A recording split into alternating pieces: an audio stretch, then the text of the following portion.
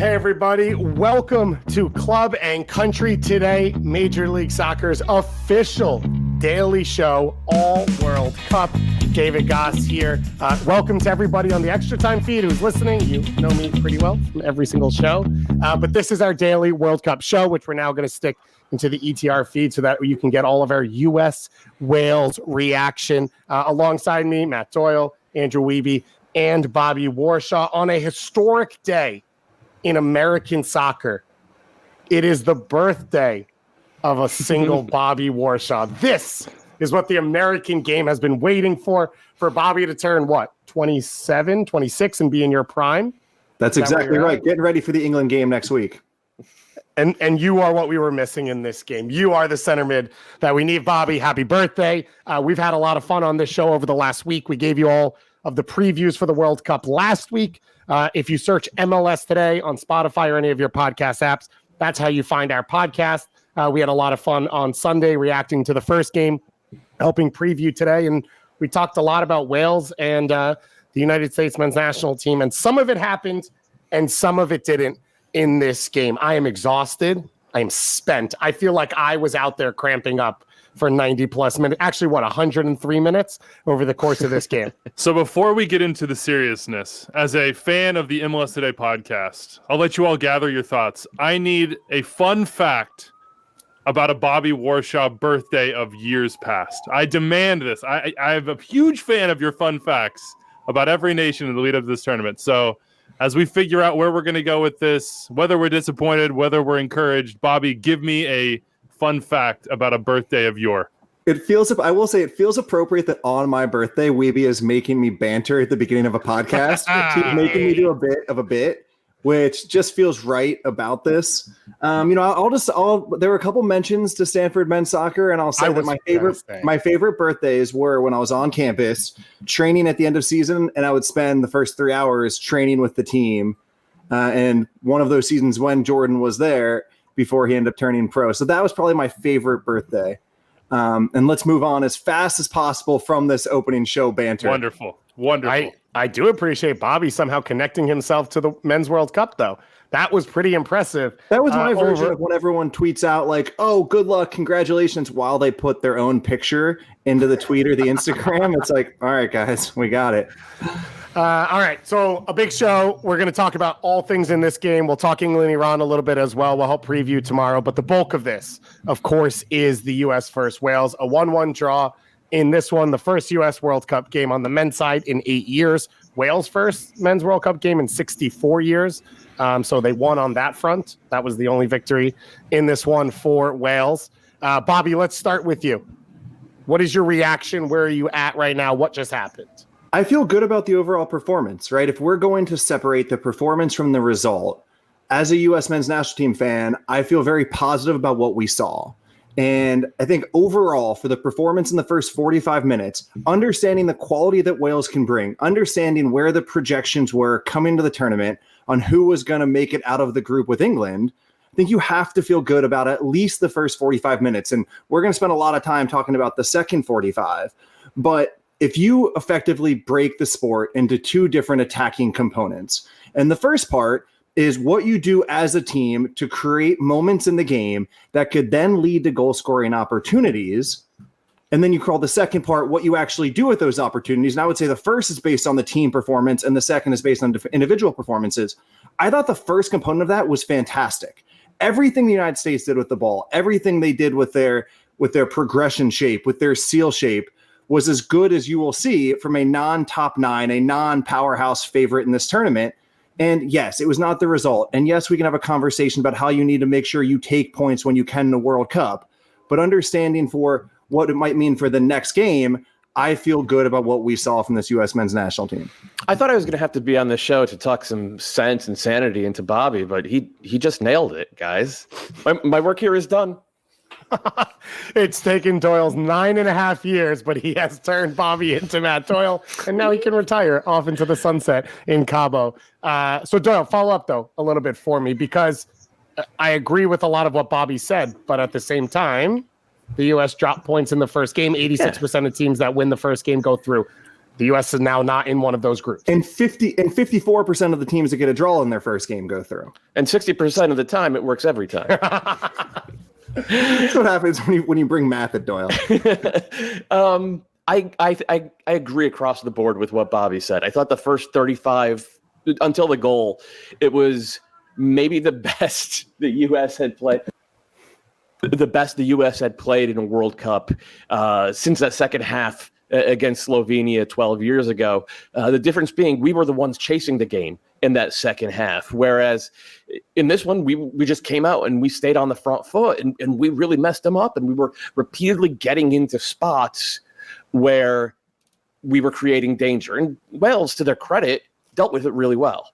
Right? If it's a 4-3-3 team against a 5-4-1 team, you know the 4-3-3 team is going to have a lot of the ball. You know they're going to create wide overloads, and you know it's going to be those center backs are going to have to step out to the corner of the boxes and cut down angles and scramble very well. And I think Wales did that all very well, but the U.S. were constantly on the front foot, constantly executing. It dropped off in the second half, but even in the second half, the U.S. with a deeper block or a deeper line of confrontation and trying to protect over the top because of the insertion of Kiefer Moore.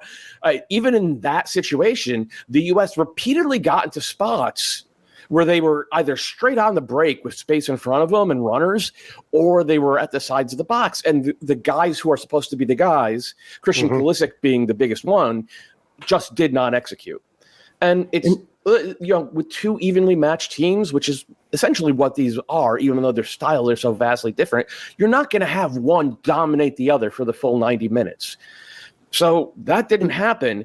You're going to have to win the game in moments. And the U.S. had those moments, but they didn't execute upon them, which is where the frustration comes from. And I think the top line sentence, to even bring it back a layer one higher, is that when in the past has the U.S. men's national team played a European country or played in a World Cup and been the protagonist in the game, that I would love to hear from people listening right now. If you were at a bar, and for the history of U.S. men's national team, if you were to turn on that bar against a top half nation or a World Cup game, and the people that weren't diehard soccer fans watched that game and said, "Oh wow, I think this U.S. men's national team is the better team. I think they're the third team in control of the game."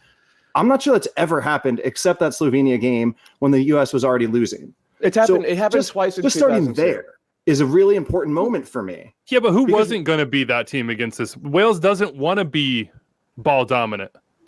Like in an evenly matched game, what team is not going to be the team that has a majority of possession? But Weah, come on, you saw it a ton in qualifying. The U.S. having a ton of possession, but not looking remotely like they were in control of the game. That first 45 minutes, the U.S. had possession. They looked in control of the game, and the Welsh had absolutely nothing going the other way. Absolutely nothing. But if you maybe I'll just sit back and play like a different role on this show, because I am disappointed, and I'm disappointed in the result. Maybe not the performance in parts, but I am disappointed in the result. This is a moment for this U.S. team to execute. They had the opportunities to execute, and they didn't do it in a winnable game at the World Cup, and we've been waiting 8 years for this. And from a talent level and a week-to-week level of the club teams that they're at, I think it would be reasonable for people watching this game, whether they're diehard USMNT people or not, or just at the bar and like hitting a couple beers with their friends and being like, "Oh, what's this? US is playing in the World Cup," to expect a little bit more, to expect them to finish the job, or to expect them to threaten the goal at all after Timothy Weah's goal. They didn't. Like, if you're adding up like good chances in this match, you can talk about how Wales was stuck for 45 minutes. They had better chances. They were the more like effective team in the final moments of the game. And look, I completely agree with you guys with a lot of the Wales had better chances? Yeah, 100%. Outside of Kiefer Moore's header on the free kick, did they have a single other chance? You have the header that is saved. Yeah. You have the free kick header. The U.S. had two chances. It's Sargent and Weah, and that's it. What other opportunity was created in this game? There were tons of opportunities. Maybe that goes to Bobby's point. There were tons of opportunities. There were absolutely tons of opportunities to create opportunities. And the guys got to the final third and they didn't execute. And that's disappointing. Like, that's disappointing to me that there were those opportunities. And if there are tons, there's not even a trickle coming through of actual goal scoring chance. I'm perfectly okay with this challenge. I think that this is a very fair point, and I think it's one that a lot of people are going to make. What I'm doing here is I'm separating two different components, right? I'm looking forward and saying, how did the team play? Because overall, how the team played is more important to what's going to happen next. Or I think it's truthfully like a better representation of how good this team is and where we stand right now overall in the world hierarchy, which is always the implicit underlying conversation whenever we talk about this U.S. men's national team. And I would say that the team, especially for the first 45 minutes, was fantastic. Right. And I'm curious to other people. I completely agree. And I'm gonna really measure my words here, because last time I went down this alley in any single way 4 years ago, it still gets brought up, even though I think I was right back then, and I think it's mostly still accurate now, at least. And it's the fact that the worst player on the field today was Christian Pulisic, and he had one special moment, right? One moment that perhaps nobody else on this team can do, and every other time he got on the ball, he struggled. And on most of those moments we're talking about that the team created through their cohesive movements, through their really intelligent shape, through a really impressive use, which I'm not sure we'll see replicated that often at the World Cup, of starting positions and positional play and wide overloads, that Christian Pulisic, who in theory is the person that we should want in these moments, is often the one that did get the ball in space, that did have the opportunity to transition and just didn't. His ball striking let him down. His final pass choice selection let him down. And if he plays to either, I don't know, maybe where he's supposed to be able to play or what we expect of him to play, I think today is totally different. And this, maybe going back to the conundrum of how well the team played, might be the hardest conversation to have, might be the hardest decision that head coach Greg Berhalter has to make, is what do you do when your team plays really well and the person that let you down is supposed to be the person who lifts you up? So I think that so much of what the U.S. did today was really, really impressive. And Christian Pulisic did not play at the level that they need him to play at. So I don't want to be the whataboutism guy. I agree with a lot of what you said. I will say two things. First, I thought the first half of this game was the best half Christian Pulisic has played starting a game for the U.S. that I can remember. So maybe there's stuff pre-Berhalter or pre-COVID that I'm not remembering right now that stands out. But since this group has come together, this is the best performance he's had from the start as a starter. And I thought the big part of that was it was the closest he's gotten to understanding the balance of how he can help the team and when he needs the ball and where he can do it. He didn't come in as deep. He did not kill the flow of the play as much in the first half. He drew fouls, I thought, when the U.S. needed it. And I actually felt that the U.S. came out, they had more of the ball, but it was nothing in the first 15, 20 minutes as the two teams settled in. And the moment the tempo turned up for the U.S. and they started creating actual chances, he was the one that initiated that. Starting to take guys on around the left corner, the free kicks that he earned, the corner kicks, a little bit of the service was better at that point than it was earlier on. I thought all that was better. And then I would add in the second half, no one else was better than him in those spots. Yunus Musa does not take chances when he gets into the final third. Timothy Weah and DeAndre Yedlin, especially down the right side, were not threatening when they got into spaces in the final third either. So I don't think it falls 100% on Christian, but I don't disagree with you in assessing his performance. I just don't know that I agree that it stands out as the only reason that the U.S. wasn't able to get on top. Because back to Weavy's point, if you play this, if we told everyone yesterday, you're going to be up 1-0 against Wales, I think a lot of people would say, well, then you're going to be up 2-0 against Wales because they're going to have to open up and come play against you. And the U.S. failed to capitalize on that at all. And it doesn't just fall on Christian. They had the moments. Like, I don't know what else you could say about the team. Like, how many times But Aronson had the moments. Musa had the moments. Yedlin had the moments, and none of them took advantage either. So you're absolutely right. Like, and this is what I wrote in my column. I think it's a point I tried to make on the post game with Weeby and Charlie is that like our guys in the final third, they weren't sharp. They're all a bunch of 21 to 24-year-olds playing their first World Cup game against a team that defends very well. Everybody's talking about Wales like they're scrubs. This team made the round of 16 in the Euros. They made the semifinals. It's still the same group. They made the semifinals back 5 years ago in the Euros as well. So like this team is battle tested. They make it tough on you. You have to be sharp in executing, and our guys weren't doing that. Pulisic is getting most of the blame from us anyway.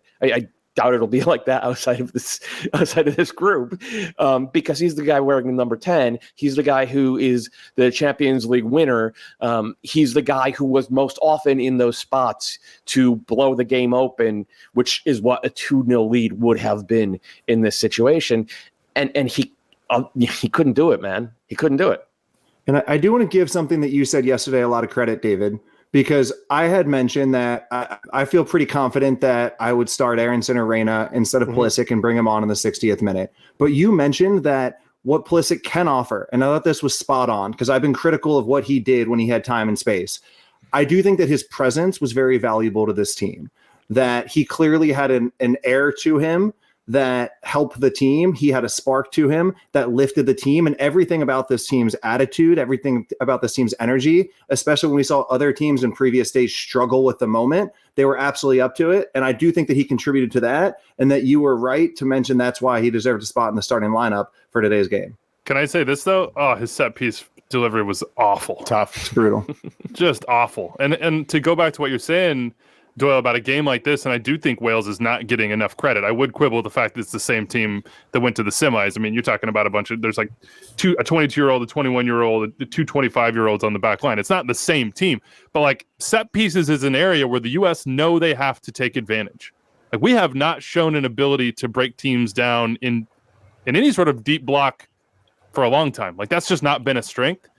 So when we had a raft of set pieces earlier on and we're not beating the first man on any of those to me were just like, man, those are just wasted opportunities. Not even just to get a guy on the end of it, but just to cause chaos, to have the ball get recycled back into the box. I mean, you're just handing out easy clearances to a team that's hoping for that, and that's their bread and butter. Like, put in a cross. We're set up to clear that effectively and reorganize.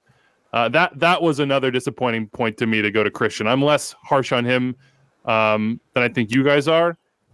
Just the lack of execution is disappointing. And I think the disappointing thing for me is it's just like a vibes check of being back in the World Cup and not wanting to have to feel like I need to medicate myself for 8 days.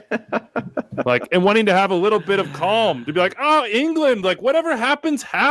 We got 3 points. Wales is down there with Iran. Like we'll handle Iran in the final game and all will be well. And now it's just like, oh my God, I'm going to wake up at 3 a.m. multiple nights in a row and just be sweating. I want to speak that anxiety part because this came up in the group Slack, but I loved every minute of today's game. Yeah, I felt absolutely no negativity. I was like in pure bliss. Even when Wales scored, today's experience was just phenomenal. And as someone who has become, agnostic about a lot of sports as I get older, probably, 1 unit up today. I thought today was like incredible, and I'm very grateful to have experienced today. So I just want to throw that out there that I was happy and enjoyed today. So I just want to go to the knockout rounds too. Like I want that in the knockout rounds. But so I have to say this for me, I've got stuck with this with the U.S. a couple times. I've asked for performances over results over the last year. Like I want to see things from this team that don't 100% just mean the results. I've asked, I think going into the Mexico game as well as here of go out and play to win. Don't play to be safe. Play on the front foot. Show who a lot of these players are. Give that opportunity. They did that in the first 45 minutes. So I can't reset the rubric and complain. And that was enjoyable. But it was enjoyable, Bobby, to your point, to me, that I cared and you were on every kick and every moment and every guy going down. And, I'm yelling at the Wales players who are yelling at the U.S. players for he thinks diving, but then he's down for 5 minutes and I'm complaining about it. I felt very invested and emotional, and in that I hadn't felt in a while. So I thought that was really enjoyable in that way. And I think we got something, right? You said it, Bobby. If people tuned into this, the guy next to me who was talking about getting his suits at Suit Supply with his friend for 45 minutes hasn't watched a soccer game in 4 years. That, I think, is a performance that you're going to say that was impressive. The U.S. is good. The U.S. can play at a World Cup level where maybe that hasn't always been true in World Cups in the past. Was he a 38 regular? 40 regular? What do you think? Trust me, I was trying to tune it out as much as I possibly could. How would you measure on you said your rubric in the first half of like performance over result was there. How would you measure on that rubric in the second half? Pretty low. And I don't mind to Doyle's point, I don't mind that Wales has more of the ball and takes advantage. It is just the game plan was to make Wales do that and then hurt them. And the U.S. felt more scared of Wales' ability on the ball or their danger in the attack than they felt that they could hurt them, right? And that's the balance. And that's, to me, what I wrote down in this game is the mentality and where this team's at and how young this team is. And that was my fear coming into this game. And I think a lot of that was assuaged in the first half of like, oh, these kids are playing their game at this level. They're not overawed by the moment, which me and Bobby talked about yesterday. That was the whole story for Qatar. They were unprepared for the moment, and it was a different challenge. They couldn't play their game. They couldn't play the sport because other things were happening. The U.S. didn't fall into that. But at the same time, when they were behind the game, they couldn't figure out any way to get back into it. And they lost who they were, and they lost themselves. And I think that balance is something that I worry about with this team because they are so young and who's sort of going to take control of the game and play through it.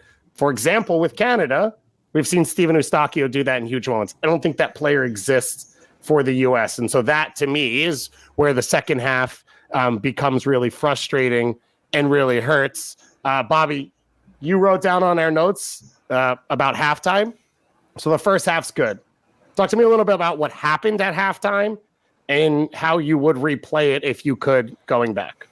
One of the things that I believe very firmly, and this is across the board, not just today, but if you are coming into a game relatively even and you boss the first half, if you dominate those first 45 minutes and you do not put the game out of reach, you have to move the chess piece first. Because how many times have we seen this happen where it's a relatively even matchup going in, one team is awesome, and the second half is a total reversal? Because what happens, right? You go into locker room, and the dominant team, they all give each other high fives. They all say, great work. Keep it up. Keep going. Let's go back out there. Same thing, 45 minutes. The reason they had that advantage was one, energy, and two, usually some tactical nuance that they had the upper hand on. Right? Whereas in the other locker room, what does that team say? That team says, what went wrong? What are they doing? How do they fix it? And across the board, every locker room in the world, when you get out playing the first half, the first thing you say is, let's go press, let's put pressure on them, let's make them feel us.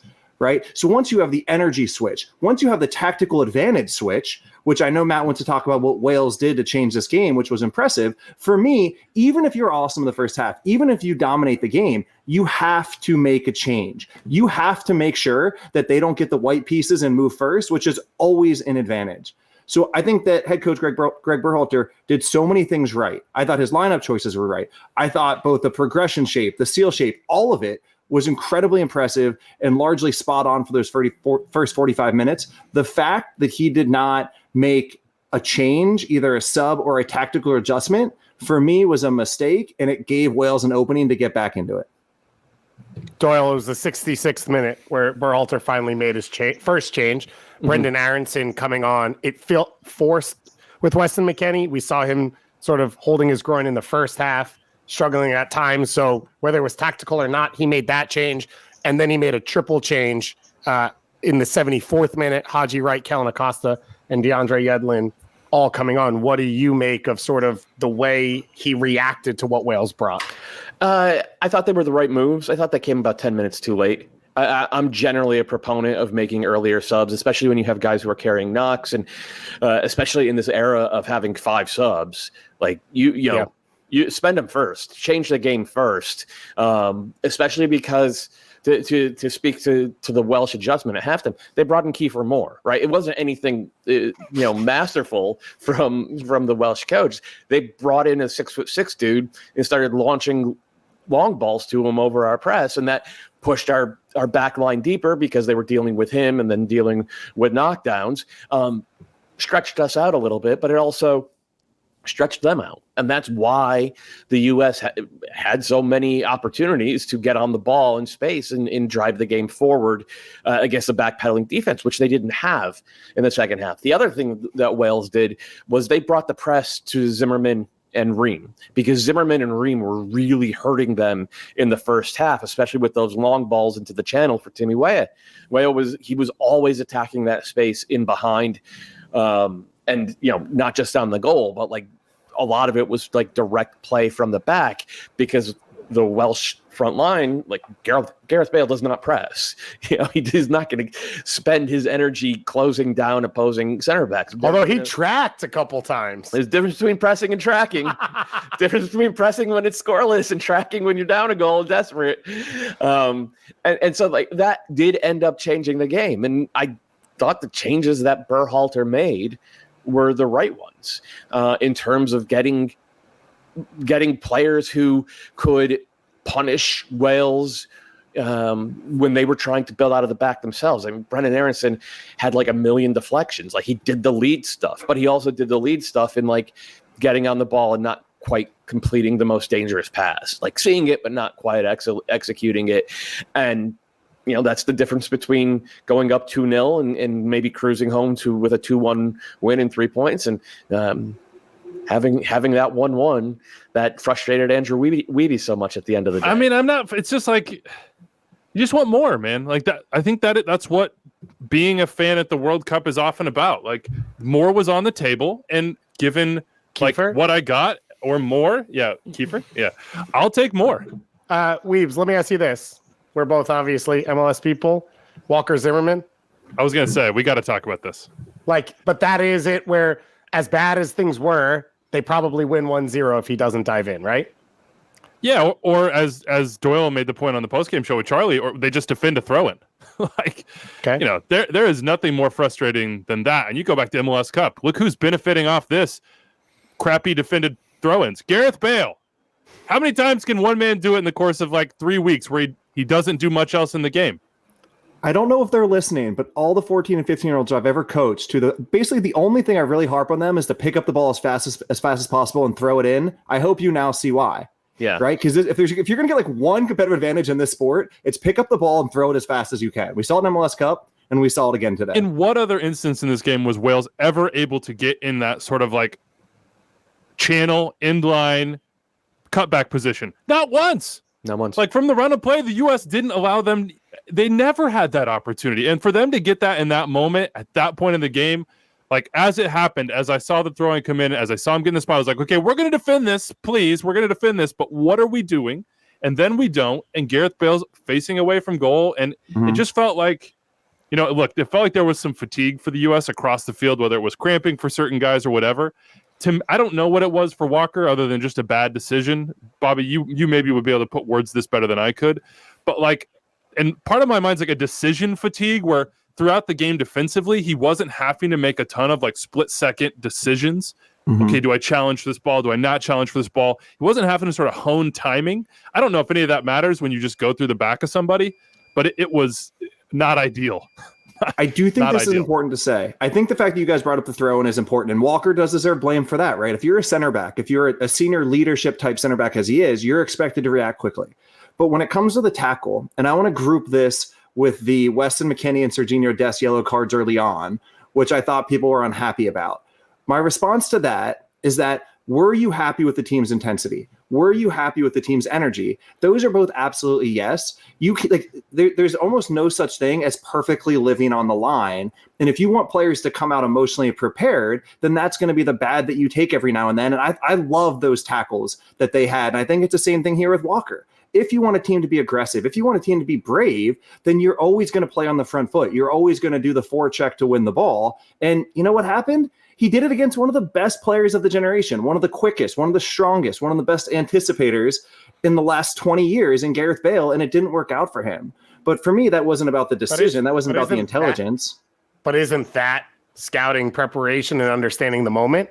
Like, isn't the moment who you're going up against, right? Iranians should have stopped turning Bukayo Saka in on his left foot because that's the thing going in. Yeah. There has to be a thought process for Walker Zimmerman that Gareth Bale is the one that I know numbers are going to come help me, and that I need to stand up in that moment because that could happen. If you were to do film with Walker and you were to said that, I think it's totally fair, and I think he would understand. My point here is that it is not worth the emotional energy. For me, he had the right attitude, he had the right mindset, and it didn't work by an inch.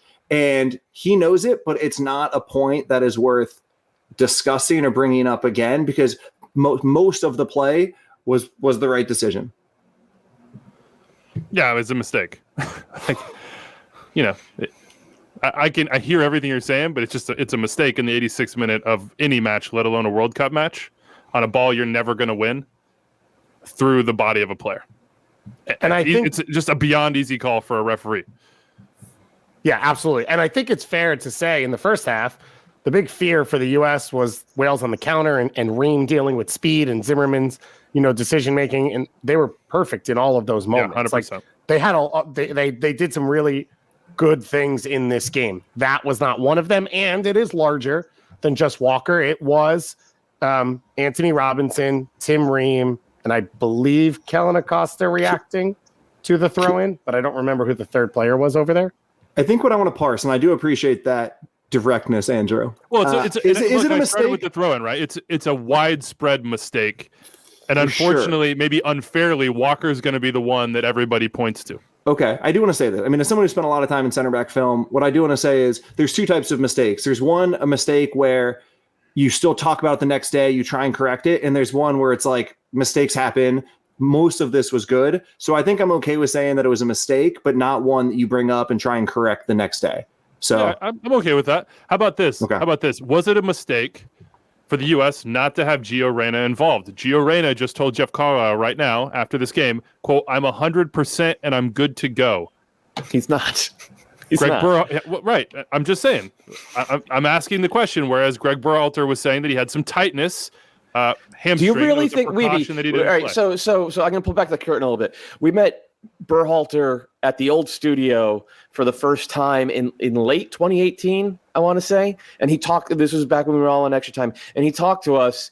And like the first name he mentioned of a player that he wants to integrate into the squad as quickly as possible was Gio Reyna. This was when Gio Reyna was 16 years old. He literally, I remember that he said, I wish he was 2 years older right now because I play him every minute. And every time Gio Reyna has been healthy, Gio Reyna has been a starter for the U.S. national team.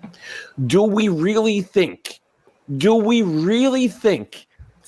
he would not have played if he was not healthy? I will tell you this. I have heard from people who are close to the team, we should not be expecting much of Gio Reyna in this tournament.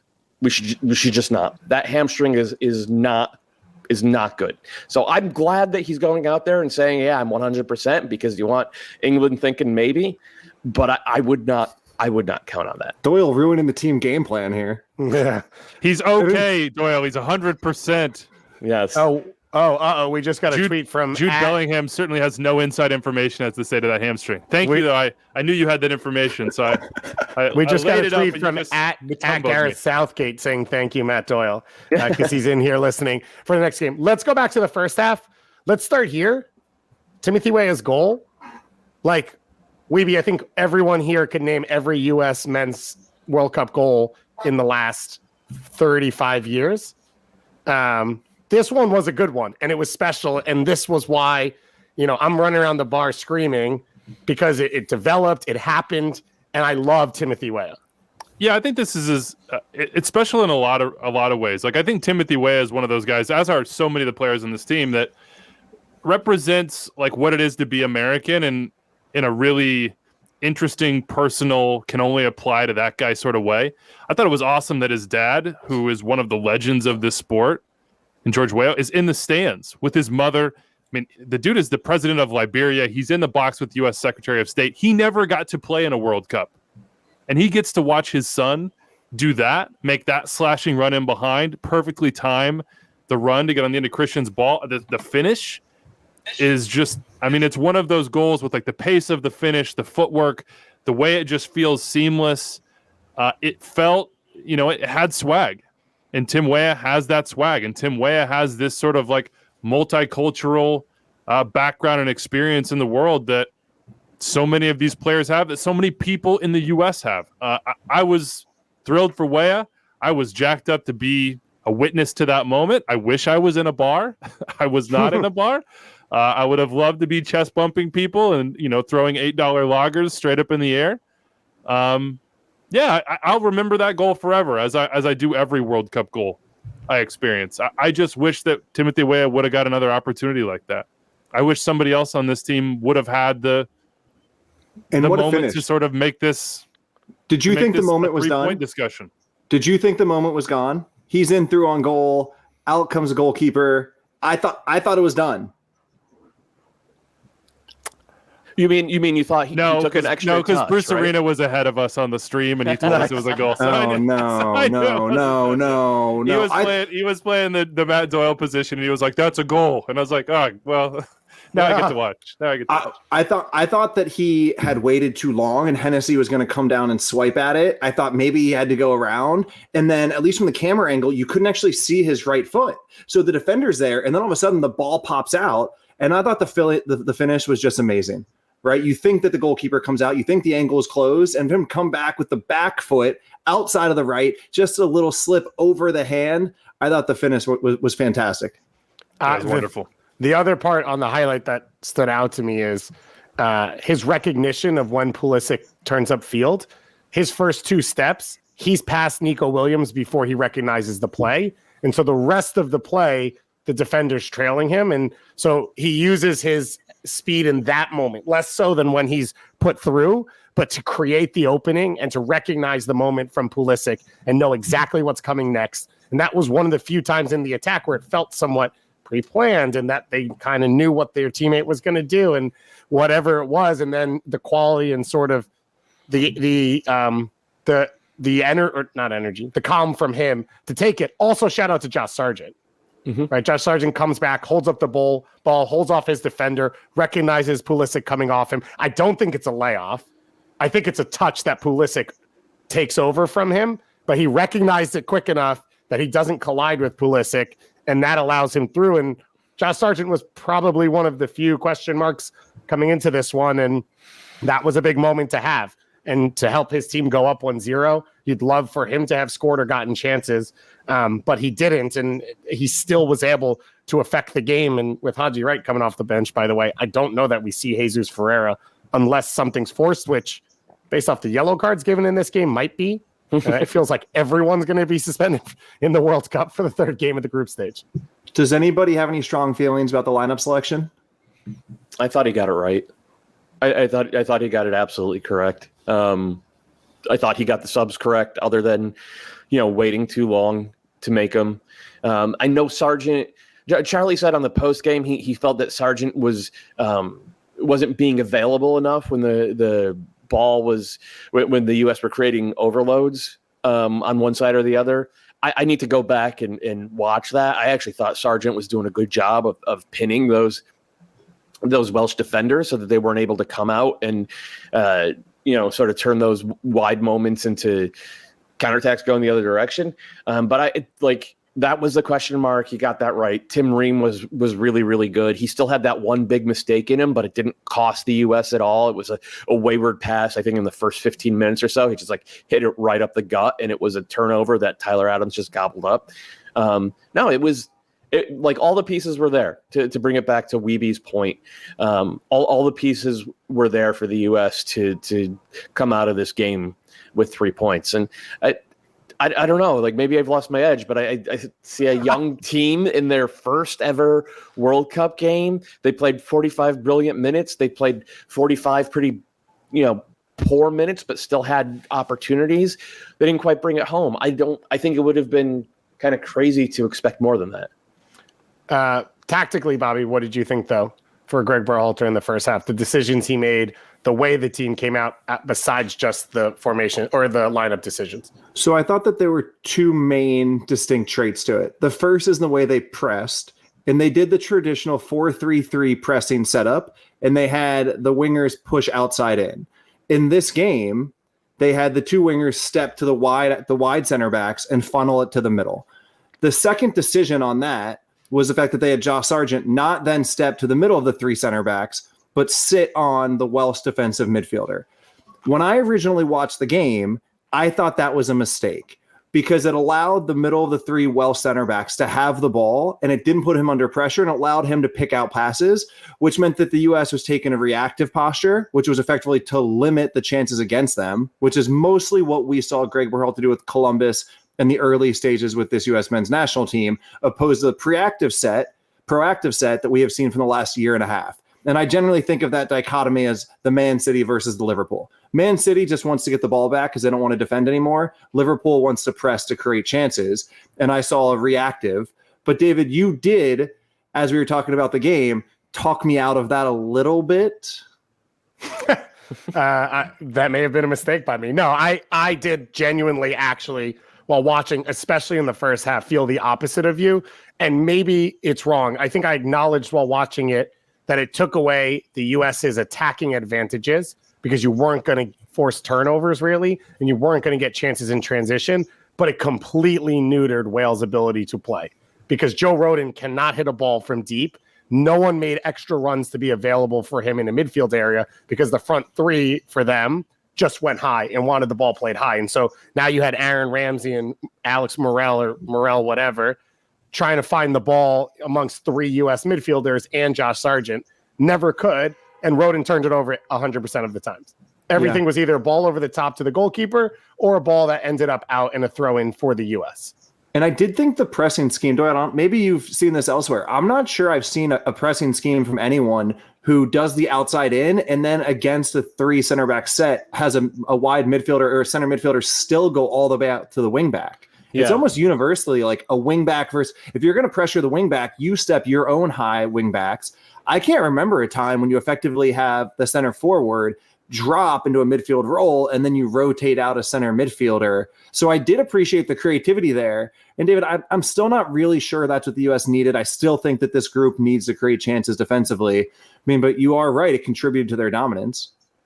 How much of this applies to England, if any? I mean, at the core of it, the question is when you play against England, do you need to create chances with your defending? Or is England so good that you need to limit the risk? Right? I one of the core takeaways from this World Cup that I have so far, largely from the Qatar game, largely from the Iran game, was that I think when you have this moment, you have the pressure, you have, I mean, who knows how many people watch today's game, more than you'll ever have watch U.S. men's national team game.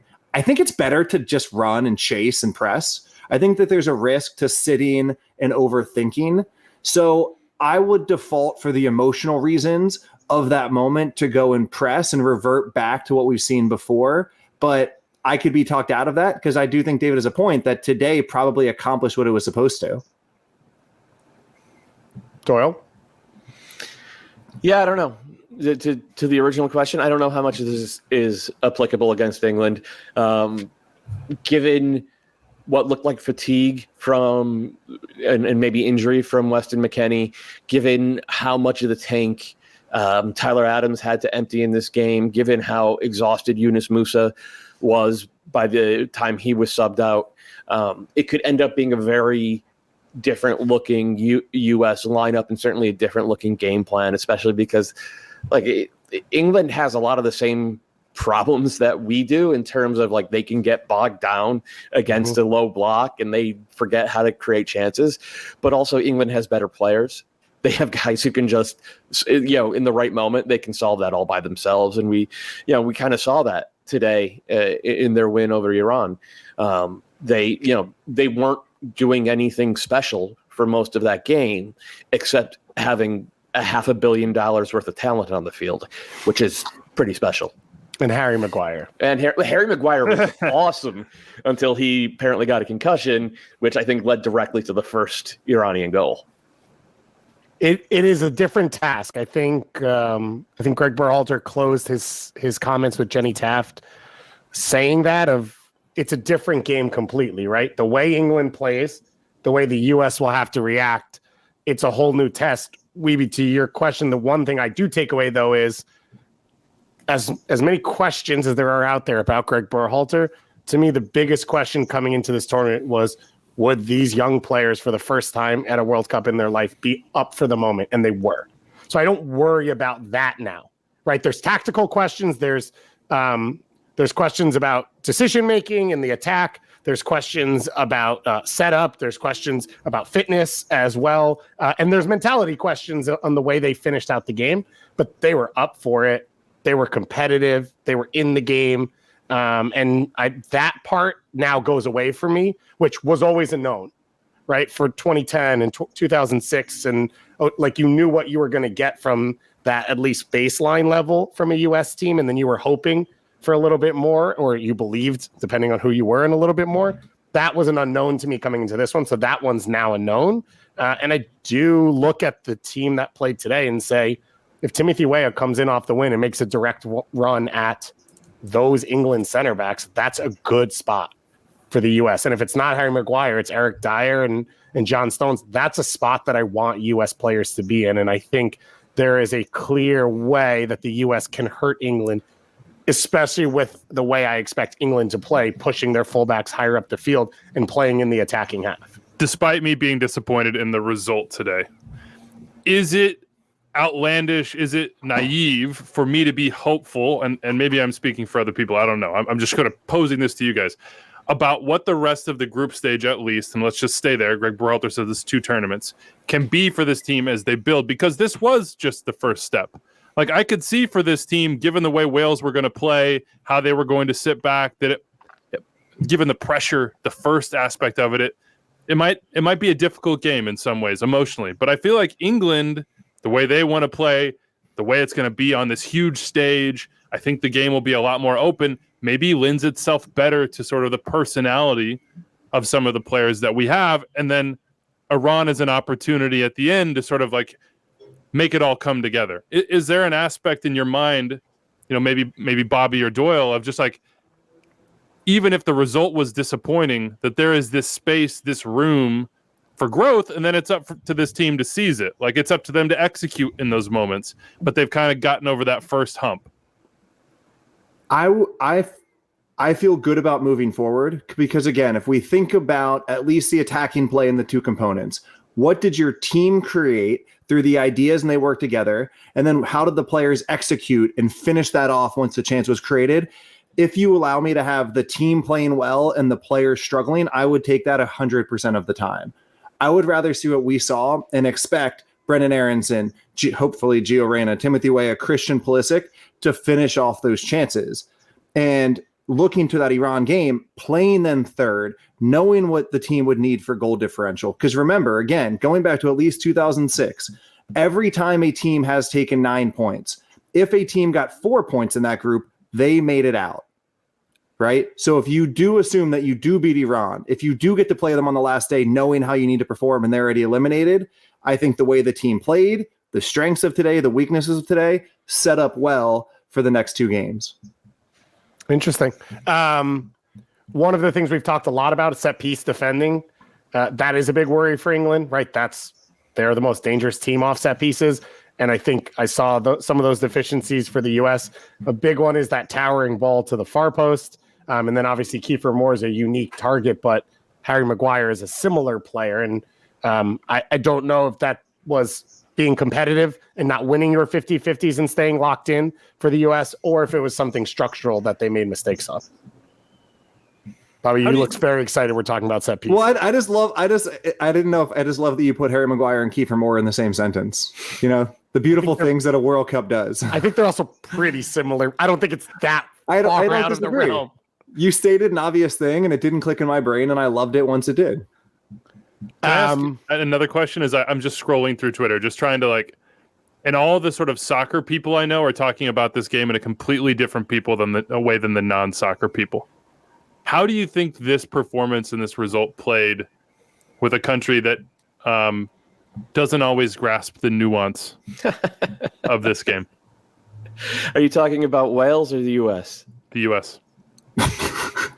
Love that, Doyle. Love that. That's all I have. That's when you're at your best, dude. Yeah, it's really all I have to say. Andrew, I think it's a good question, and because that's ultimately we can get all bogged down in all this. But what is this moment for the U.S. men's national team? What is this moment for soccer? I would go back. We're acolytes. You know what I mean? I would go back. We're going to be here. I would go back to my opening statement about it, which was, I think if you watched on the bar, if you watched at home with your family, as someone doesn't watch soccer often, it was clear to you that the U.S. men's national team was the protagonist, was the better team, was controlling the play in a way that I don't think we've ever seen.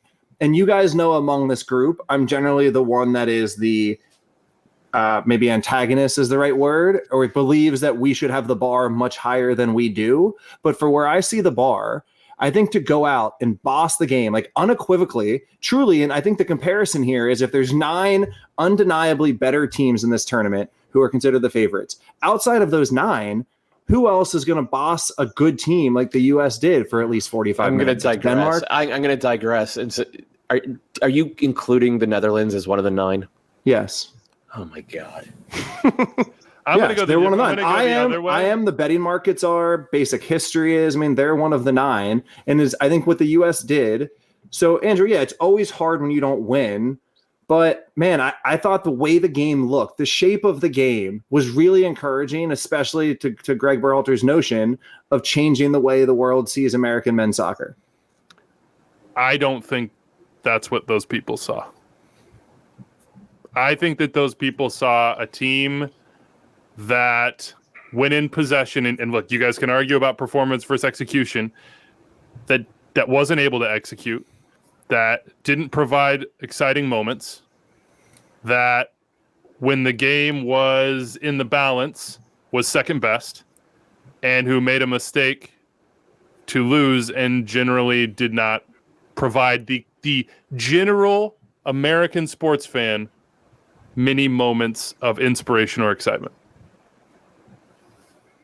Well, now we have a really good focus group session. I know Doyle doesn't like that sort of like. Matt, I can see the look in your eye. You gotta give your thought to that. I'm just checking the Netherlands results historically over the past few years. That's what you're locked into right now? Yeah. Everything that's happened in the last 20 minutes, you're locked into that comment? Yeah. This team that got eliminated in the round of 16 at last year's Euros. They didn't even qualify for 2016 Euros or 2018 World Cup. Their backup center forward who started today was Vincent Janssen. I mean, come on, Bobby. You know what you're doing right now? You're Frankie at a debate stage, and somebody has asked you about overrated player in the world. Oh, it's fine. Look. I agree with Doyle on the Netherlands. I just that's I guess what I look at with the England game, and maybe the point I was making about that game fitting these players' personalities better is that I'm not sure that we really saw opportunities to like exhibit those personalities outside of the Tim Weah goal. Not sure there were moments that are going to capture. And look, you build into that over a tournament. I completely get that, but I think there are a lot of people that watch this game and were like, like still they don't see what you see, Bobby, because the nuance isn't there for them. They don't. I would disagree personally. I think they don't see what you see. I think Christian Pulisic hitting a cross from the side of the box and there being a 50-50. People who don't know soccer think those are chances. So I disagree with you, but now we're doing a focus group about people we don't know. So we don't need to dig too far into that. Well, we do know those people, but yeah, yes, we haven't. They're not. We just don't like talking about soccer with them. What's up, fair. Bobby? I want to say, I do want to go back to, because I do think there's one more point about what we learned today that should be taken into the England game. And I thought the main weakness of the group, and maybe this goes to your point about energy, about excitement or bite, Andrew, is I thought the team was too reticent in attacking transitions. That there are too many times they picked the ball up and they played sideways or they didn't take the risk to go 1v1, acknowledging that at a high level game, that moment at midfield when it's 2v3 but you have space is a good moment. And we've heard over and over from Greg Berhalter that he wants us to be an attacking transition team. Like, I don't know where in the dialogue over the last 3 years that people think that he wants us to be a possession, build from the back, slow team. Like, his number one priority is transitions and verticality. And it's hard, right? Because you don't just want to run into pressure and give it away. But I thought on that meter of the aggressiveness and the bravery in attacking transitions, the team needs to dial it up, because those will be even more important against England. I also think that's the way the talent fits. And again, I think he's still trying to figure that out and lean in, but that's what the players in the U.S. pool are at their best in. Okay, it was an interesting day, to say the least. There was highs, there was lows. I think we've seen that over the course of the show. Weeby, I know you have to go. We're going to dig in a little bit to tomorrow's games and get ready for everyone. We are here every single day at 5 p.m. Eastern time to talk about everything you saw at the World Cup and get you previewed for the next day. We will be here every single day. So we will do this again for Canada games, for other U.S. games, but also everything else going on to sort of be a spot for you to digest what you experienced, talk about what you're seeing, We've got a bunch of awards and categories. We're going to run through the whole tournament. So tweet at us who you think became a national icon every single day. We're calling it Free for Life. I don't know that Timothy Weah reached that status here today. Maybe Bukayo Saka did. Unknown, but we'll see. We'll see what else we can come up with over the course of this week. Maybe Cody Gakpo, who was Bobby's birthday present on this one. I do have a nominee for an award, though. David, is that producer Galena said she would like an award to be best celebration, and I liked Jack Grealish giving his ode to a promise that he had made to a young fan back in England. So I appreciated that he lived up to that and followed up on it.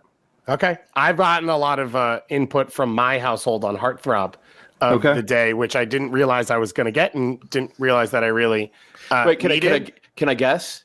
Sure. Was it Jahan Bashk?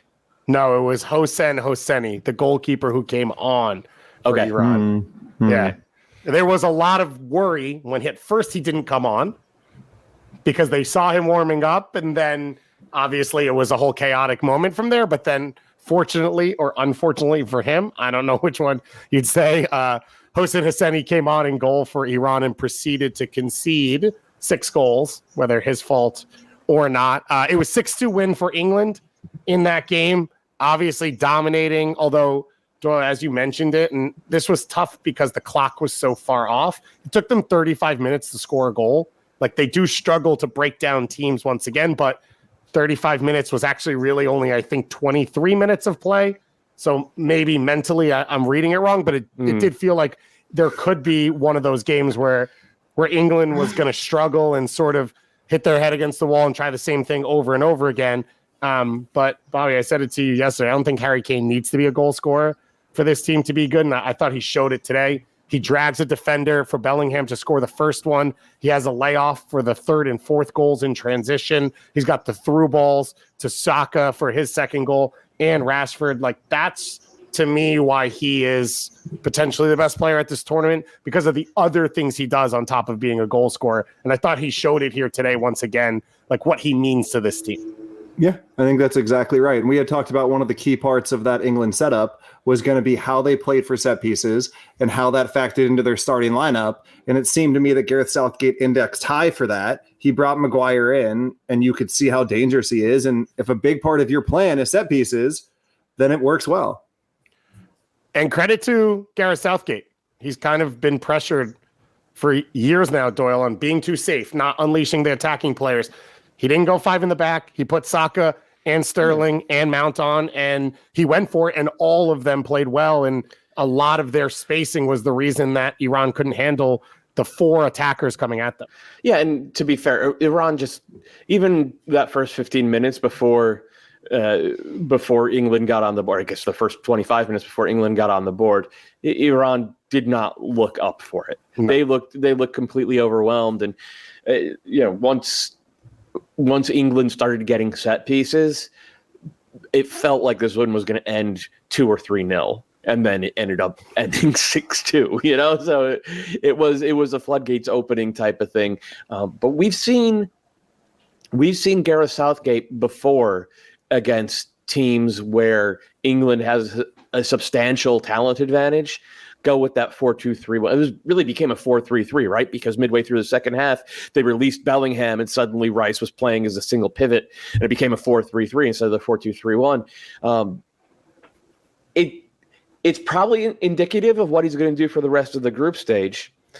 But with Gareth Southgate, when they come up against an Argentina or a Brazil or a Germany or maybe even a great team like the Netherlands, he'll probably go back to that 3-4-2-1, add the extra center back, even if Maguire isn't able to return, and turtle a little bit more.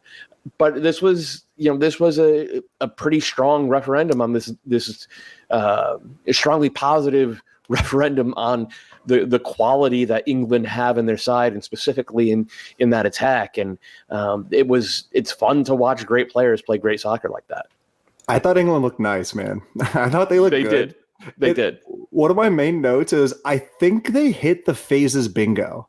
I think they scored in every phase. I'd be curious if anyone else has this, but their first goal was on effectively a controlled progression where it was just a classic up, back, through, break the line, bounce, play wide, and then get into the box. The second goal was a set piece. I think the third goal was out of a build out. The fourth goal was a transition, and the fifth was a deep. Like it was actually really impressive. And I always feel good about a team when they can score in every phase. And I thought that's what we saw from England. Like they're actually really good in every part of it. And it was fun to watch. Now, Iran was playing under a coach who got there 2 months ago, although he has history. He played a formation they've not played in 3 years. He played a backup defensive mid at center back, as well as subbing or not starting two, some people would argue, of their best players. So Iran also had their moments to allow England in. Bobby, there's also a weird moment based on what you said and the questionable decisions he made when they were down. It must have been 4-1, and the ball came to him out of bounds, and he threw it back to the person throwing it in, and the camera was still on him, and he was turned around pumping up the crowd. That I don't know. That stood out to me. I almost nominated that for Free for Life, but that was one of those bizarre moments. But I will throw in there, I think for England, a lot of the stress in this tournament and pressure is psychological and external. And whether it's Iran or not, to have Saka score 2 goals and Kane have a good game and Sterling have a good game and to be confident is the perfect start for this team where they deal with a lot of stuff outside of soccer. And a lot of the conversation coming into this is about legacy and culture and style and all these things. A 6-2 win and to set yourself up in the group and to have these players who Gareth Southgate said, I trust you, right? I trust you to change my shape because I believe that you're going to be difference makers is a huge win for him. And that's the exact start that they needed for this tournament. Obviously now England will face the US in the second game in Group B, and then Iran will play Wales, which we don't know where Iran is now. Like, are they mentally done? Is everyone going to check out? The tournament's over. And I don't think so. Home? I don't think so, man. Like that. This was gruesome today. What happened to them? But this Iranian team over the past dozen years, they have been through some ups and downs, both on the field and off the field. They have a lot of good players, a lot of good pros. They take seriously their position at or near the top of the Asian Federation. Like they're right there generally, well, maybe a half step below Japan and South Korea, and they desperately want to get, into that group. I would be surprised if they totally collapse after this. I think it'll look more like the U.S. in 2006 after got absolutely murked by the Czech Republic in the first game. They came back and drew Italy in the second game and, probably should have drawn Ghana in that third game. I think there's just too much pride and too much quality in this group to be pushovers. So I normally would agree with you. The off-the-field stuff right now, I question coming into this tournament how it affects them, right? Didn't sing the anthem, the lineup being weird. Obviously, the injury then to your goalkeeper. I wonder how much of that now is like, this isn't our tournament. We're not going to get out. But when you talk about Team Melli and the group that's in this World Cup for Iran, that has been their identity for the last 8 years. And so I wouldn't be surprised either, which creates an interesting matchup against Wales. Two teams that don't really want a ton of the ball. It's sort of going to start with who's going to do it because they have to, and who's going to be able to settle into their comfort zone. Carlos Queiroz will never have more of the ball from the start. Like, he will never have more of the ball from the start of the game. So Wales is going to have to come out on the front foot. Bobby, any big thought for you on Group B before we move on? Okay, Bobby, the Dutch 2-0 winners. I'll give you a quick one on that one, and then we'll preview the rest of tomorrow's game. Should we just hand him the trophy now? Probably Cody Gakpo. He was your young player to watch, I think, or you were excited about him. You keyed on him, whatever it was. He got the goal coming out of midfield, Frankie de Jong cross to finally break through and they end up beating Senegal 2-0, where one of our own, myself and Doyle's, Davy Klassen, shout out to the balls out there and the ones denying it and not denying it. Davy Klassen gets the goal late on in that game to make it 2-0. Bobby, take your victory lap. I have never had a comment come out of my mouth that I felt was as safe and yet get as scrutinized as the fact that the Netherlands men's national soccer team is one of the best 9 teams in the world. Yeah, I did not see that today, and I have not seen that from this team for a long time, since Robin van Persie was heading home from 18 yards.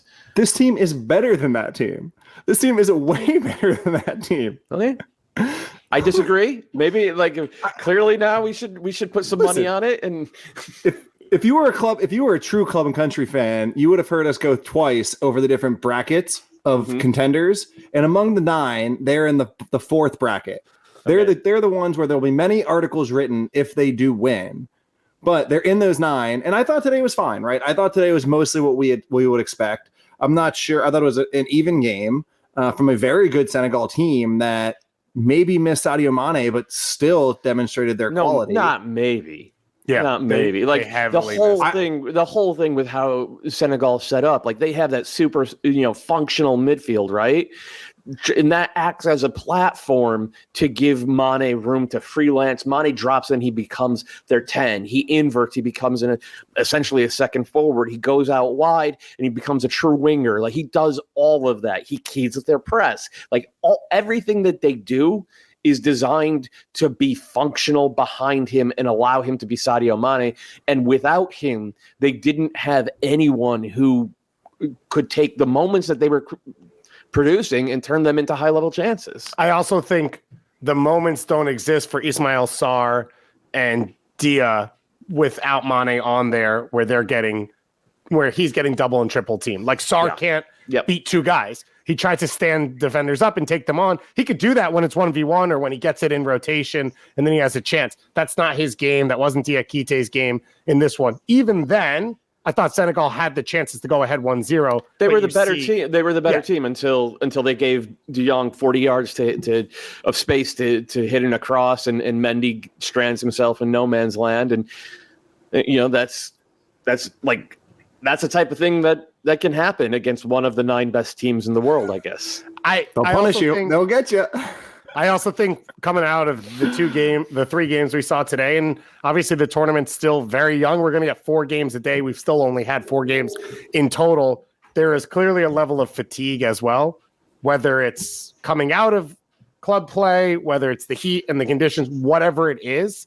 And so I think we're going to see the teams that have the ball be able to break teams down late on, because you see the teams chasing, struggling to physically stay in the game. And for Wales in the U.S., it was just everyone struggling to physically stay in the game. So tomorrow, we will be back with you live, 5 p.m. Eastern time on Twitter Spaces to review everything. You have your first full match day of this 2022 World Cup. It starts at 5 a.m.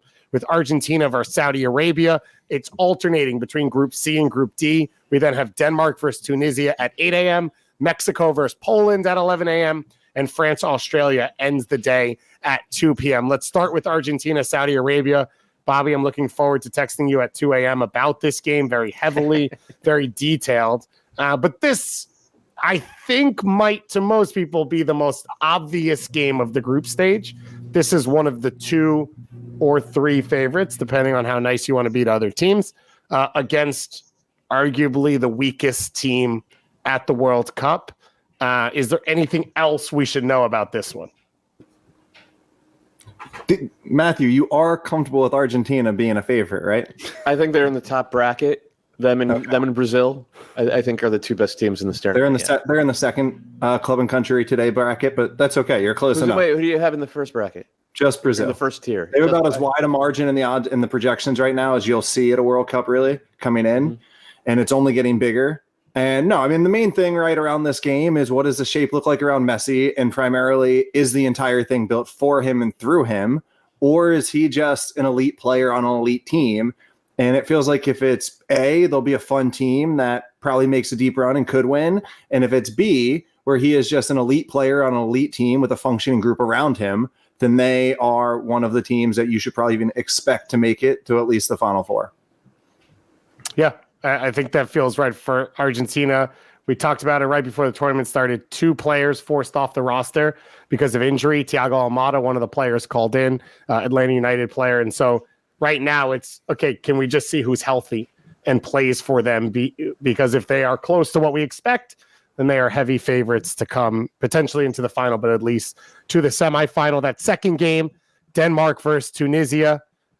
Doyle, Denmark is the first team outside of the 9, so they are worse than the Netherlands, but they go up against Tunisia in this one. Are you excited to see this team get on the field? Do you have a little Denmark energy, or are they kind of blah to you? No, I have some energy. I think they generally play pretty attractive soccer. I thought they did last year at the Euros anyway. I think over the past 25 years, they've been more often than not, they've been kind of fun to watch. Being fun to watch against Tunisia is not easy. They will take a page out of Iran's book, or hopefully for them, a page out of Wales's book in terms of playing against the ball. They do it in kind of a 4-3-3. They have a tempo setting number 6, and then at least one destroyer in front of him. They'll play on the counterattack. It's the type of game that if Denmark are as good as they were last year, if they're as good as I think they are, and maybe you and Bobby think they are, then they'll find a way to win. They'll find a way to get all 3 points. They'll find a way to cope with the stuff that the U.S. weren't able to cope with in the second half of this game. As Bobby thinks they are. I'm not on the Denmark train with Bobby. We had a pretty big debate last week about whether they can move from a reactionary to a proactive team. I don't believe they can. I have not seen the proof yet. And so this will be, as you said, this is the huge test. Like, do they play down to Tunisia's tempo and struggle to create and struggle through this game, or are they able to be an elite team that's been able to create chances? Someone to watch out for in this one, by the way, Youssef Maskani, the Ferret. He plays his club soccer for the last 9 years. In Qatar, he is Tunisia's top attacking piece. He was injured 2 months before the 2018 World Cup and missed that one. So he's expected to be back and healthy. He scored the winner in the AFCON for them, which was a huge upset of Nigeria in the round of 16 for them to get into the quarterfinals. Let's continue on to our 11 a.m. game, maybe the biggest one of the day. Bobby, Mexico versus Poland. And this, like the U.S. and Wales, is one of those games that feels like it could decide the group right out of the gate, because these are, or at least decide who else gets out, because on the top, Argentina are heavy favorites. Yes, and we talked about this multiple times, David, how when you look at the framework of these groups, there's 2 different types. There's one where there is a distinct leader, a distinct favorite to make it out, and then there are 2 that are each about 50%. And then the second type of group is when there's 2 teams that are clearly at the top and likely to make it to the knockout rounds. But even with all of the angst around Mexico, with all of the turmoil, the common projection right now is they are still the favorite, slightly ahead of Poland, to make it out of this group. And I think it's really important to put that in perspective, that even though it feels like the sky is falling, that we should still expect them to get a result in this game, and certainly to get a result and make it to the next round. It's going to be the keys, or the things a lot of people are watching out for. Obviously, it starts with the health of Raul Jimenez. And we saw him play 45 minutes against Sweden last week, which ended up being a loss in a friendly. Doyle, no Santiago Jimenez at this tournament, who a lot of people thought would be the starter at this spot. No one else who basically plays that much. It's Funes Mori, and then Henry Martin would be the other option. And then to me, what stands out in this game is Mexico's center backs, Hector Moreno and Cesar Montes, against Lewandowski, obviously, and Swiderski, who's been a big part of that as well. That to me is, I think, where the game is won and lost. What's your expectations right now for Mexico? Yeah, I expect them to get out of the group. I think it'll be another 4 games, another typical stay for them at the World Cup. I don't know that I expect them to win this game specifically because I like that Polish front 2. Those guys are a problem against any center backs in the world. So, and that is not the strongest, this is not the strongest pairing that Mexico have ever had at the World Cup, rather. The question I have is, how is it going to play out in central midfield? We know Edson Alvarez is going to start at the back point of that 4-3-3. I'm not entirely sure who's going to start alongside him. And I know that Tata tends to favor veterans. I can't imagine he'll go with Ache and Guardado in this game. I think he's going to do it. It's like that would shake me. That's the one thing I would look at and say, oh man, they're not getting out of the group for the first time in a long, long time. But I think if they find a way to balance their experience with a little bit more youth and dynamism in central midfield, like they're just going to be Mexico again. They're going to have a lot of the ball. They're going to use it well. They're going to create enough chances. They're going to get out of the group. Now, them having possession, it fits Poland. They don't really want that much of the ball. They like to sit a little deeper and counter. They have Zielinski to connect, and Swiderski now to sort of connect to Lewandowski so he doesn't have to drop all the way in and get it. I think this is going to be a really good soccer game. I'm really excited for this one. And as we said, this sort of decides the group potentially. Although, as Bobby explained to us, taking points off the top team could be more important than who takes points off of each other in the end in the group dynamics. The final game of the day, France versus Australia. We got the word that Karim Benzema won't be a part of this World Cup.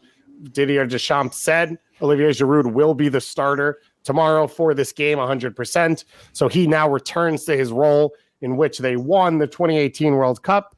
And Bobby, you are just so excited to watch Olivier Giroud post up defenders and lay it off. I am definitely, if we're going to talk brackets, I'm definitely in the top bracket of people who love watching Olivier Giroud play soccer. That's for sure. And the guy, I mean, you've already won a World Cup with him as your center forward, and his performances have not dipped much since when he did in 2018. So if I'm France, I'm feeling fine. I might even think it might be one of these benefits in disguise type scenarios, right? I know it's a little bit crazy to say that when you lose the reigning World Player of the Year in Benzema, but I think what Giroud offers this team is so important, and I think that they are still fine and in one of the top 3 positions to win this. I've already come out firmly against Bobby's point of view. Doyle, do you feel a need to weigh in here? I mean, France has been awful this year. They have been unbearable to watch. They have won one of their last 6 games, and they are currently behind both Denmark and Croatia in the Nations League. So yes, they are struggling. And they're going to play Griezmann as a 10, right? Effectively Most underneath likely, him and Mbappe will get probably you think it'll free be rolls more in of that attack. a 3-4-1-2 or more of a 3-4-2-1? Does it matter to you? I think it'll set up in a 4-4-2, that mid-highish, pretty passive block defensively, and then when they get the ball, they'll just allow Mbappe to Griezmann to go wherever they want, and I don't think it requires much conversation or analysis beyond that. They'll be solid defensively in the 4-4-2. They have 2 absolutely elite attackers who will be allowed to do what they want. See you later. Let's enjoy the run to the semis. And dominate on set pieces. That's exactly how they won in 2018. There was nothing fancy about all of it. I mean, I haven't found them interesting to watch in a good long while, but they have so much talent. When they won. Including when they won the thing. Including when they won. When they used Blaise Matuidi as a left winger / D-mid. They played their D-mid at left winger, and it worked. And they won the World Cup. And one of the big storylines, everyone loves talking about young players. I'm not sure that anybody has as important a job as a youngish player as Tchouameni does at center midfield, trying to replace Paul Pogba and N'Golo Kante, both injured. Remember, the 2 starters they had at center midfield, their 2 elite players from the 2018 run, are both out. And in comes a young player who is expected to kind of fill both of their shoes at the same time, or at least that's the way it's discussed. So it feels like I can't think of any other player who has as much to prove, but also as much on the line as he does. Is that hyperbole? Or does that feel right? So, because as I told you in the Benzema Giroud debate, when you said, well, they already won a World Cup, they also did it with Pogba and Kante being the 2 most important players, or 2 of the 3 most important players on the team. They also did it with Kimpembe and Umtiti, guys who are not on this team as well. So a lot of the spine and experience from that group is gone. Someone else needs to step up. If Giroud plays the way he played in 2018 and Mbappe plays the way, they won't win the World Cup because they don't have the same talent around them. So if it's Tchouameni, if it's Camavinga, another young player who could step in and be pretty important, if it's Rabiot, which would be one of the great comeback stories of I refuse to be called up as an alternate to the national team to I'm going to be a star and help us win for a 3rd time. But that would be very French as well, of like, I just wasn't in the mood that day, and everyone understands and feels it. It could be a pretty big swing for France. So this is their first chance. Bobby, I tried to give you the juice for Australia last week. You refused it, but last year they came out, they went toe-to-toe with France. They probably deserve to win. last World Cup in the group stage. So maybe they'll do so again tomorrow, and we'll come on here and you'll do an Australian accent. It'll be a train wreck, but we will be back here at 5 p.m. Eastern time tomorrow. After all of the games, we will react and review what we saw, and we will get you previewed for the following day. So just search MLS Today on Spotify or any of your podcast apps. That's how you find Club and Country Today. This is our World Cup show that is in that feed. And for everyone listening to Extra Time right now, that's where you can go and find our daily show, as well as Canada reaction shows, U.S. reaction shows, and much more over the course of this World Cup. It was only an 8 a.m. game today. I am ready for the 5 a.m. I've got it all set up, Doyle. I am ready to be exhausted by 9:15 every a.m. every single day for the next 3 weeks. If it wasn't, I got to tell you, if it wasn't Messi, I would not be getting up for a 5 a.m. game against Saudi Arabia. There's Argentina, no chance. Saudi Arabia as the first 5 a.m. game of a World Cup is a test.